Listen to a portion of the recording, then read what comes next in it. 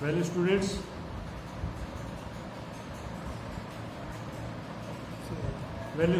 Good morning. Online classes में आप सभी का स्वागत है। आज हम सेकेंड ईयर एसडीपी के सेकंड सेमेस्टर में वेटनरी फार्मेकोलॉजी सब्जेक्ट में चैप्टर नंबर 25 एंटीबायोटिक्स के बारे में अध्ययन करेंगे। इससे पहले हमने पेनिसिलिन, टेट्रासाइक्लिन ग्रुप और टेट्रासाइक्लिन के बाद में एमिनोग्लाइकोसाइड और एमिनोसाइक्लिटोल एंटीबायोटिक्स के बारे में अध्ययन किया था।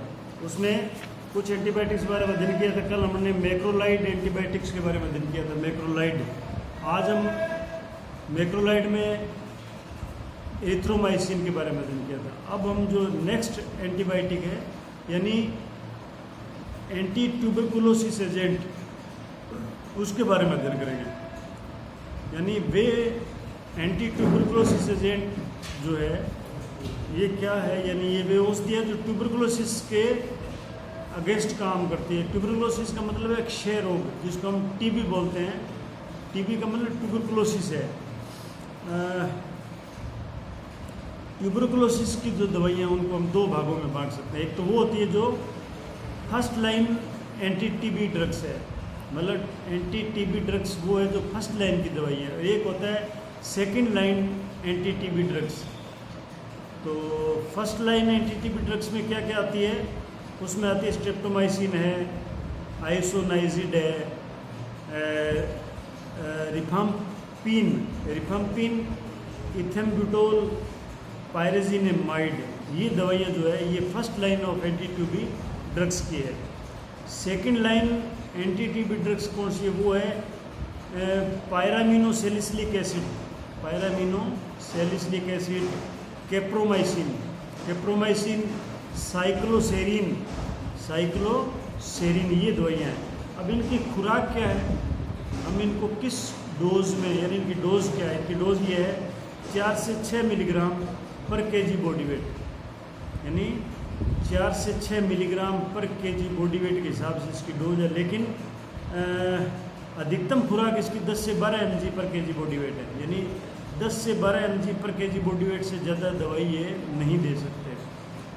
इसके नेक्स्ट आती है एंटी फंगल, यानी जो फंगस के विरुद्ध काम करती है। फंगस यानी ये दवाइयाँ फंगस पर प्रभाव डालती है तथा स्किन की बीमारियों में विशेष रूप से काम आती है, जैसे एक्जिमा है, रिंगवर्म का मतलब दाद है, एक्जिमा, खुजली।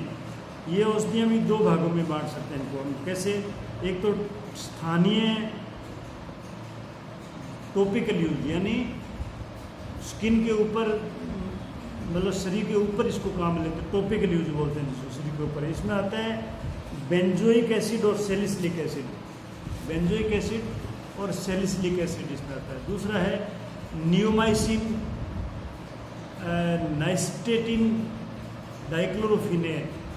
डाइक्लोरोफेन, ये औषधियाँ आती है। फिर आता है मोनोसल्फिरान, क्रिस्टल वायलेट, कॉपर सल्फेट। ये दवाइयाँ जो है ये आती है काम किस में, ये आती है एक्जिमा में काम में, स्थानीय यूज इनका, टॉपिकल यूज। और फिर हम देते हैं इसका यूज़ करते हैं रिंगवर्म में जो दवाइयाँ काम में आती है, जैसे मान लो दाद में काम में आती है दवाइयाँ, उनका मतलब है एजोल्स, कोट्रीमेजोल, इयोनेजोल, ट्राइकोनेजोल और सल्कोनेजोल, यानी इनके लास्ट में जोल लगता है, नेजोल, सल्कोनेजोल, इयोनेजोल।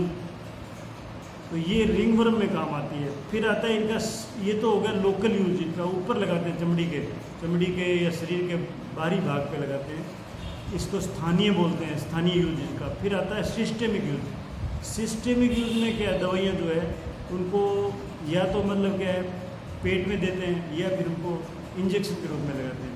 तो वो सिस्टम का क्या, वो फिर ब्लड में जाके मिलती है, ब्लड में जाके फिर वो दवाई जो है फंगस के विरुद्ध काम करती है। इसमें कौन कौन सी आती है, इसमें आती है एम्फोटेरिसिन,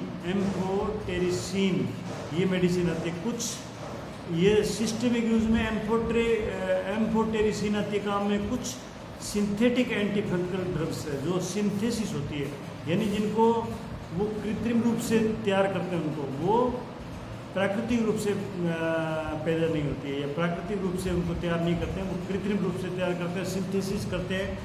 उसमें आती है एंटी फंगल ड्रग्स में जो सिंथेटिक एंटी फंगल ड्रग्स है, उसमें आती है एजोल्स, फ्लूकोनेजोल, इंट्राकोनेजोल और फ्लूकाइटोसिन और टर्बिनाफिन, ये मेडिसिन इसमें आती है। तो ये था एंटीबायोटिक्स के बारे में। अब हम पढ़ेंगे sulphonamide group of drugs. Sulphonamide group and drugs. Sulphonamide ये भी एंटीबायोटिक की तरह ही है। ये क्या काम करती है? सिंथेटिक, इनको ये कोई बैक्टीरिया से फंगस से तैयार नहीं होती है। इनको कैसे तैयार करते हैं? इनको सिंथेटिक कीमोथेरेपेटिक एजेंट बोलते हैं। इनको सिंथेसिस करते हैं, कृत्रिम रूप से तैयार करते हैं इनको। ये बैक्टीरियोस्टेटिक है, यानी बैक्टीरियोस्टेटिक औषधि अर्थात जीवाणु को मारती नहीं, इसलिए इसे रोग के एक्यूट फॉर्म में देना चाहिए, यानी ये इसको एक्यूट फॉर्म में देना चाहिए इसको। इसका पीएच उदासीन होता है, इसका पीएच जो है वो न्यूट्रल होता है, ना एसिडिक होता है ना एल्कलाइन होता है, ये बीच का न्यूट्रल पीएच होता है इसका। इस औषधि का मुख्य आधार जो है वो इसका बेस होता है सल्फोनेमाइड तथा पैरा एमिनो बेंजोइक एसिड, जिसको हम शॉर्ट में पाबा बोल सकते हैं, PAB, पाबा। इसका एक केमिकल फॉर्मूला दिया हुआ है आपके पेज नंबर 196 पे, यानी सल्फोनिलेमाइड का फॉर्मूला है NH2 ब्रैकेट में N⁴ और फिर ये उसके अंदर जुड़ता है SO2 NH2N1। ये सल्फोनिलेमाइड का केमिकल फार्मूला है। और एक है पाबा का। पाबा में NH2 एक साइड में जुड़ा हुआ है, एक साइड में COOH। तो ये इसके फार्मूले हैं, केमिकल फार्मूले, इनको भी आप याद कर सकते हो। सल्फा जो है मुख्य रूप से बैक्टीरियोस्टेटिक है, यानी ये जीवाणुओं की वृद्धि को रोकती है, न कि उनको मारती है। मारने वाला बैक्टीरियोसाइटिक होता है, जो मारता है। ये बैक्टीरियोस्टेटिक है, यानी उसकी ग्रोथ को रोकता है। लेकिन अगर ज़्यादा मात्रा में आप सल्फा दे देते हो तो जीवाणु को मार भी देता है, यानी बैक्टीरियोसाइडल भी हो जाता है अगर ज़्यादा मात्रा में देते हो तो। विशेष रूप से इसको यूरिनरी ट्रैक्ट इन्फेक्शन में देते हैं, यानी पेशाब के रास्ते में जो इन्फेक्शन होता है उसके लिए सल्फा को ज़्यादा यूज़ करते हैं। इसका मोड ऑफ एक्शन क्या है? जीवाणुओं को, जो बैक्टीरिया है या मोल्ड वगैरह, फंगस वगैरह, जो भी मेनली मतलब बैक्टीरिया जो है, उनको जिंदा रहने के लिए फोलिक एसिड की आवश्यकता पड़ती है। और सल्फा औषधि जो है ये पाबा के साथ में प्रतिस्पर्धा करके जीवाणु में फोलिक एसिड का निर्माण नहीं होने देती है। मतलब बैक्टीरिया के अंदर जो फोलिक एसिड बढ़ना चाहिए वो बढ़ने नहीं देती है, इसलिए वो बैक्टीरिया जो है उसकी वृद्धि रुक जाती है। तो सल्फा औषधि के विपरीत प्रभाव भी होते हैं। मतलब अगर आप सल्फा औषधि देते हो जैसे यूरिनरी ट्रैक्ट इन्फेक्शन में, तो वहाँ पे अच्छा काम करती है, लेकिन इसके कुछ डिसएडवांटेज भी है, यानी इसके प्रतिकूल प्रभाव भी है। वो क्या है? कई बार जो सल्फा हम देते हैं तो उससे एलर्जिक रिएक्शन भी हो जाती है। मुख्य रूप से घोड़े में और कुत्ते में उनमें ये रिएक्शन कर जाती है। घोड़े में और कुत्ते में सल्फा जो है कई बार रिएक्शन कर जाती है, इसलिए एलर्जी टेस्ट करवा के ही उनको ये दवाई, सल्फा की दवाई देनी चाहिए। नहीं तो आप बिना टेस्ट के दोगे और उसको अगर रिएक्शन कर गई तो फिर उसको संभाल पाना मुश्किल हो जाएगा। पशु के यदि आप दवाई दे रहे हो, उसके किडनी में कोई प्रॉब्लम है, किडनी संबंधी कोई बीमारी है, वृक्क संबंधी, तो उसको सल्फर नहीं दें, अन्यथा उसके प्रभाव जो है घातक हो सकते हैं। क्योंकि इसका जो एक्सक्रीशन है, यानी शरीर से बाहर निकालने का रास्ता जो है वो किडनी के माध्यम से होता है। इसलिए अगर किडनी की बीमारी है तो उसको सल्फर नहीं देनी चाहिए।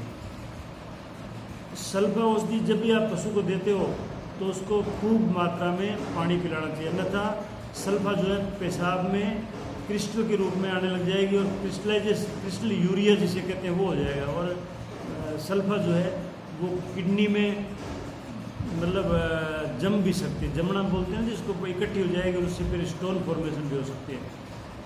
अच्छा, स्टोमक, अगर आप मान लो सल्फा औषधि को पेट में देते हो, पशु को देते हो, तो स्टोमक का पीएच जो है वो एल्कलाइन होना चाहिए। जब आप पशु को सल्फा की मेडिसिन देते हो तो पशु के पेट का पीएच है वो एल्केलाइन होना चाहिए। एल्केलाइन का मतलब है 7 से ऊपर होना चाहिए, क्योंकि सल्फा एल्केलाइन माध्यम में ज़्यादा प्रभावशाली होती है। मैं सल्फर ड्रग आप देते हो तो वो एल्केलाइन जो माध्यम है उसमें ज़्यादा असरदार होती है। तो पशु को सल्फा के साथ में मीठा सोडा थोड़ा दे देना चाहिए। मीठा सोडा जो एल्केलाइन होता है उससे सल्फा अच्छा काम करता है। अच्छा, कुछ सल्फा के कारण आप मान लो सल्फा ड्रग पशु को देते हो तो कुछ और लक्षण भी पशु में दिखाई देते हैं। उसके विपरीत असर के क्या होता है, एक तो डिस्पेप्सिया हो जाता है, यानी पशु की भूख मर जाती है। उसके रीनल कोलिक हो सकता है, यानी गुर्दे का दर्द हो सकता है। वोमिटिंग कर सकता है, जैसे ऊँट है, कुत्ते हैं, उनमें वोमिटिंग हो सकती है। पीड़िया हो सकता है। पीड़िया के किस लिए होता है कि जॉन्डिस हो जाता है, वो लीवर पे भी असर डालती है। अगर आप सल्फा ड्रग को लंबे समय तक पशु को देते हो तो उसकी मांसपेशियों में कमजोरी आ जाती है, यानी मसल्स कमज़ोर हो जाती है। चलने फिरने में फिर उसको दिक्कत होगी पशु को। इस औषधि को कभी भी प्रोकेन पेंसिलिन के साथ नहीं दें। ये एंटागोनिस्टिक है, यानी उसका असर जो है ख़त्म कर देती है पेंसिलिन का असर सल्फा। इसलिए सल्फा दवाई को कभी भी प्रोकेन पेंसिलिन के साथ नहीं देना चाहिए। ये आपके एग्ज़ाम में पूछ सकते हैं कि आपको एग्ज़ाम में कैसे पूछेंगे, ऐसे पूछेंगे कि सल्फा औषधि को हमेशा प्रोकेन पेंसिलिन के साथ देना चाहिए। ट्रू है फॉल्स है, तो ये फॉल्स है, क्योंकि